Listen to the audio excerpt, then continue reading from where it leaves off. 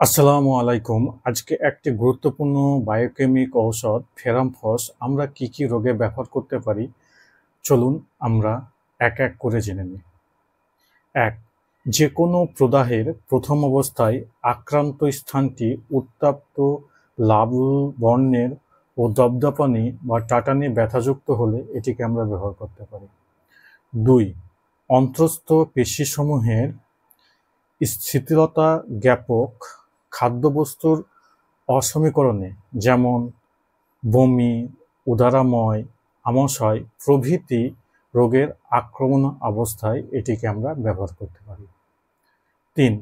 রক্তের লোহিত কণিকার অভাববশত ফ্যাকাশে ও রক্তশূন্য ইত্যাদিতে আমরা এইটিকে ব্যবহার করতে পারি। ৪.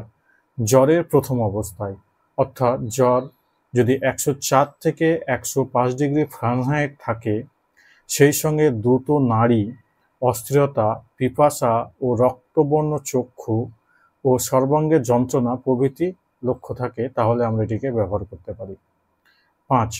উজ্জ্বল লাল বর্ণের রক্তস্রাবে ও রক্ত নির্গত হয়েই তাড়াতাড়ি জমে গেলে এই ওষুধটিকে আমরা ব্যবহার করতে পারি। ভিডিওটি যদি ভালো লাগে অবশ্যই একটি লাইক এবং সাবস্ক্রাইব করে চ্যানেলটির পাশে থাকবেন। ধন্যবাদ।